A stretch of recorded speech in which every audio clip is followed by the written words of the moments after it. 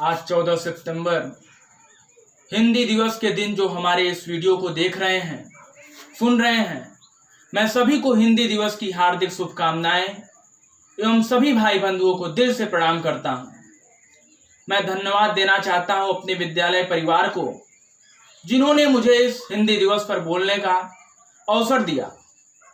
भाषा हमारे विचारों को आदान प्रदान करने का एक सशक्त माध्यम है। ईश्वर ने मात्र मनुष्य को ही इस अनुपम गुण से सुशोभित किया है। हजारी प्रसाद द्विवेदी जी ने कहा, मनुष्य ही बड़ी चीज है और भाषा उसी की सेवा के लिए है। वहीं कबीर दास जी ने भाषा को बहता नीर कहा है। यदि दोनों विद्वानों के कथन को मिलाकर देखा जाए तो भाषा बहता नीर बनकर मनुष्य की सेवा कर रही है। जिस प्रकार नदियों के पास बड़ी बड़ी संस्कृतियां विकसित हुई, वैसे ही भाषा रूपी नदी के पास मनुष्य और साहित्य का विकास हुआ। भाषा और साहित्य ने कभी कविता का लोच, कभी कहानी की सोच, लेख की गंभीरता, निबंध की सारगर्भिता आदि अलग अलग रूपों में मानव जाति की सेवा की है। मनोरंजन के साथ साथ ज्ञानवर्धन भी किया है, उत्साहवर्धन भी किया है।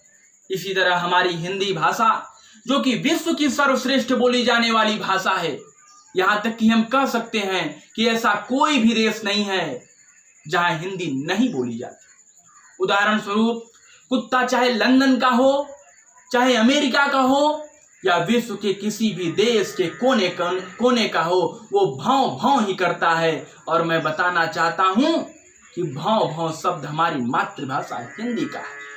चिड़िया कौवा चाहे रूस का हो, चाहे चीन का हो, या विश्व के किसी भी देश के कोने का हो, वो काव काव और चींची ही करते हैं। और मैं बताना चाहूंगा कि चींची और काव काव शब्द हिंदी भाषा का है। यही नहीं, बच्चा माँ के गर्भ से पैदा होता है, जब वह रोता है तो कहाँ कहाँ कहता है और कहाँ कहाँ शब्द हमारी हिंदी भाषा का है।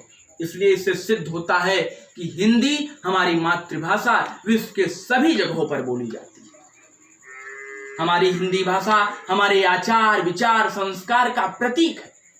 और कुछ दुष्ट, असंस्कारी, अल्पज्ञानी लोगों के कारण से ही हमारे ही देश में हिंदी बोलने वालों का उपहास किया जा रहा है, मजाक उड़ाया जा रहा है। मैं आप लोगों के बीच यह कहना चाहता हूं कि विश्व के सर्वश्रेष्ठ मेले प्रयागराज में हिंदी भारतीय संस्कृति को सीखने के लिए विश्व के कोने कोने से लोग आकर हिंदी के संस्कार को देखकर मंत्रमुग्ध हो जाते हैं और धन्यवाद देकर हिंदी समाज के संस्कारित लोगों को अपने देश में जाकर गुणगान करते हैं। यह हिंदी भाषा अपार सागर है।